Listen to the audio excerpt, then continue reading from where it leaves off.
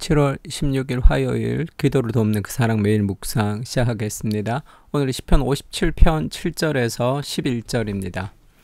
시편 57편이 계속 진행되고 있는데 8절에 보면 비파야 수금아 깰지어다 내가 새벽을 깨우리로다 라는 말씀이 있죠. 그래서 오늘 제목은 내가 새벽을 깨우리로다 라는 말씀을 가지고 좀 나누겠습니다. 우리가 시편 57편 1절에서 다윗이 지금 이 시를 쓰고 있는 상황을 설명을 했는데, 다윗이 사울을 피하여 굴에 있던 때에 이렇게 얘기하죠. 그래서 사자들이 나를 둘러싸고 있다, 그렇게 고통스럽다, 그렇게 시작한 시였습니다. 그러니까 주의 날개 그늘 아래서 이 재앙들이 지나기까지 나 피하리이다, 이렇게 기도를 시작했어요. 근데 7절부터 기도의 내용이 바뀝니다. 하나님 도와주세요. 하나님 너무 힘듭니다. 이렇게 기도하다가 기도 속에서 하나님의 은혜를 경험한 거예요. 그래서 7절에 보면 하나님이여 내 마음이 확정되었고 내 마음이 확정되었사오니 하면서 먼저 마음을 확정합니다. 그러니까 첫 번째 그 대지로 저항이 아니라 하나님의 비전의 소망을 가지라, 이렇게 잡아봤는데, 지금 사울로부터 피해서 굴에 있으면서 나는 반드시 이겨낼 거야, 나는 반드시 사울에게 승리할 거야 라는 그런 개인의 다짐, 이 저항이 아니라 하나님을 향한 비전을 가진 거예요. 그래서 먼저 마음을 확정했습니다. 가장 다윗의 인생에 어두울 때죠. 굴에 피해서 도망하고 그 쉽게 얘기해서 국가보안법을 어겼던 그런 비루하고 환난당하고 억눌린 자들과 함께 지금 거지 왕초 같은 행세를 하고 있었을 때요. 기름 부음 받은 왕하고는 전혀 다른 삶의 모습을 지금 취하고 있을 때 가장 어두운 역사의 현실 속에서 그의 마음을 먼저 확정합니다. 하나님 앞에. 그리고 내가 노래하고 찬송하겠다, 그렇게 결정하죠. 이 역사의 현실 속에서 내가 환경에 눌리며 살지 않겠다, 슬픔 가운데 살지 않겠다, 내가 노래하고 찬송하겠다. 이것은 나의 선택이죠. 환경 속에서도 찬송을 선택할 수 있습니다. 내 영광아 깰지어다, 비파야 수금아 깰지어다. 지금 내 영광아 깰지어다 하면서 이 어두운 현실을 지금 이제 깨우고 싶은 건데요. 비파라는 악기를 이제 깨우고 또 수금이라는 악기를 깨우는 거죠. 비파도 잠자고 수금도 잠자니까 그 잠자는 비파와 수금을 먼저 깨워서 걔네들로 이제 악기 소리를 내는 거죠. 소리를 내게 해서 내가 새벽을 깨우리로다, 이렇게 얘기합니다. 어두운 현실, 어두운 밤, 그의 인생의 가장 어두운 역사의 현실에서 내가 매몰되거나 환경에 눌리는 것이 아니라 내가 아직 오지 않는 하나님의 새벽을 내가 깨우겠습니다, 그렇게 다짐하는 거예요. 정말 멋있는 기도죠. 가장 역사의 어두운 현실, 사울을 피해서 굴에 쫓겨간 그 현실 속에서도 하나님의 비전은 우리 인생에 소망을 줍니다. 아무것도 보이지 않는 가장 어두울 때, 그럼 가장 어두울 때가 가장 밝기 직전이다, 그런 속담도 있잖아요.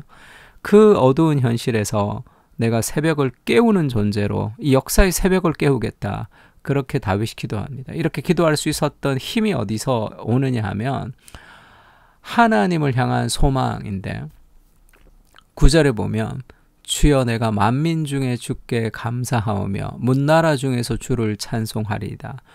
온 세계 중에 하나님을 찬양하겠다, 이렇게 얘기합니다. 무릇 주의 인자는 커서 하늘에 미치고 주의 진리는 궁창에 이르나이다. 지금 그 캄캄한 어두운 현실 속에서 다윗이 막 기도하면서 하나님의 비전을 꿈꿨습니다. 그래서 그 마음에 깊은 확신이 들어와서 이 가장 인생의 어두운 현실 속에 내가 기도하면서 아직 오지 않는 역사의 새벽을 불러오겠다, 내가 역사의 새벽을 깨우는 존재가 되겠다 기도하고 하늘을 보니까 그 캄캄하고 어두웠던 그 동굴에서 나와서 기도하는 그 하늘에 하나님의 영광이 가득 차 있는 걸 보는 거죠. 예수님이 이 땅에 태어났을 때도 마찬가지죠. 아무도 모르는 그 밤에 예수님이 이 땅에 태어나셨는데 수많은 천군의 천사들이 하늘에서 가득 채워서 찬양했습니다. 하늘은 영광이고 땅에는 있는 사람들에게 평화로다. 그런데 아무도 몰라요. 그것을 볼 수 있는 목자들에게 나타나셔서 그들에게 그 하늘의 영광을 보여줍니다. 아직도 아무도 모르는 그 어두운 현실 속에 다윗은 그 하늘에 가득한 하늘의 영광을 보는 거죠. 11절 이렇게 마무리합니다. 하나님이여 주는 하늘 위에 높이 들리시며 주의 영광이 온 세계 위에 높아지기를 원하나이다. 이게 어디서 했던 노래라고요? 동굴에서. 지금 이 가장 오지 않는 역사의 새벽을 기쁨과 가슴 벅찬 마음으로 찬양하고 있는 거잖아요. 우리 인생도 마찬가지죠. 오늘 반복적인 직장생활, 반복적인 육아생활, 반복적인 가정생활, 아무것도 삶의 어떤 탈출구가 보이지 않는 것 같은 그런 삶 속에 있지만 우리에게 환경의 변화, 그 다음에 여러 가지 삶의 어떤 어려운 현실을 타개해 갈 수 있는 외부적인 무언가가 우리 삶의 어떤 결론이 아니라 하나님의 영광을 볼 수 있도록 이 쓰러지는 내 삶의 이 치졸한 현실 속에서 우리의 눈이 바뀌는 거죠. 지금도 하나님이 섭리 가운데 우리와 함께 하시는 거 아닙니까? 그것을 볼 수 있는 눈을 다윗이 그 동굴에서 하나님의 나라를 노래하듯이 우리도 이 삶의 현실 속에서 하나님을 볼 수 있는 눈을 허락해 주십시오. 그러니까 어두운 밤에도 부를 수 있는 노래가 있습니다. 그래서 욥기를 보면 하나님이 그렇게 표현하는 장면이 있는데 욥기에서 엘리바스가 이제 얘기하는 장면입니다. 사람은 학대가 많음으로 부르짖으며 군주들의 힘에 눌려 소리치나. 그러니까 역사가 아주 힘든 역사죠. 학대가 많고 군주들이 사람들을 굉장히 강압하는 그런 어려운 현실 속에 있습니다. 나를 지으신 하나님은 어디 계시냐고 하며 밤에 노래를 주시는 자가 어디 계시냐고 말하는 자가 없구나. 그 인생의 밤에 사람들이 하나님을 찾지 못하는데 이 하나님이 어떤 분이시냐 하면 이 역사의 어두운 현실 속에 그 밤에 노래를 주시는 자가 어디 계시냐고 말하는 자가 없구나. 그게 뭐죠? 하나님의 인생의 밤에 노래를 주시는 자라는 거. 인생의 밤에 그 인생의 한밤에 부를 수 있는 그 노래를 하나님이 주셔서 그 하나님이 주시는 소망의 노래를 부르면서 그 역사의 어두운 밤을 지새우며 새벽을 맞이하는 거예요. 우리에게 필요한 것은 노래입니다. 이 어두운 현실 속에서 부를 수 있는 노래가 필요한 거예요. 새벽까지는 아직 길지만 그것을 고통 가운데 참아내는 것이 아니라 아직도 이루어지지 않는 역사의 어두운 현실 속에 하나님이 그 밤에만 부를 수 있는 노래를 알려주시는 거예요. 땅의 짐승들보다 우리를 더욱 가르치시고 하늘의 새들보다 우리를 더욱 지혜롭게 하시는 이가 어디 계시냐고 말하는 이도 없구나. 그렇게 찾는 자가 없다는 거죠.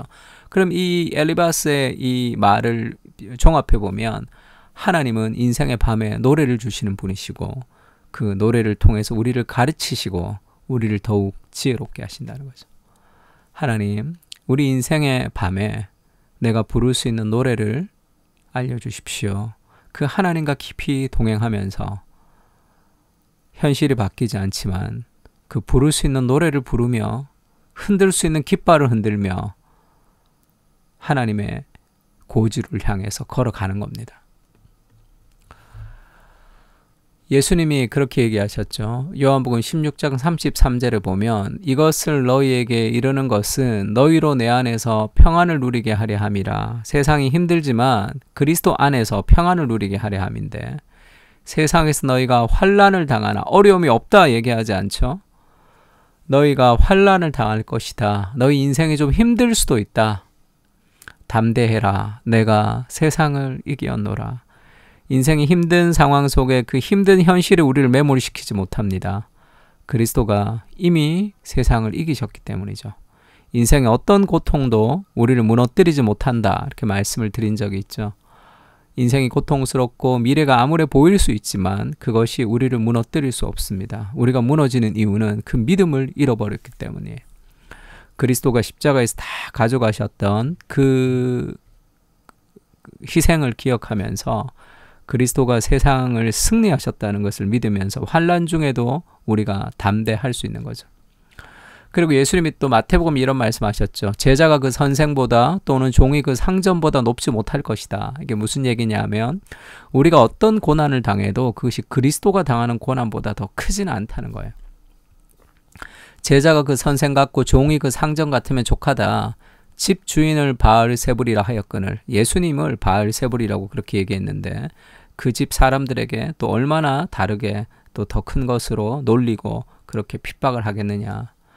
그러나 두려워하지 말라. 감추어진 것이 드러나지 않을 것이 없고 숨은 것이 알려지지 않을 것이 없느니라. 결국은 다 드러나게 되고 결국은 승리하게 될 것이다.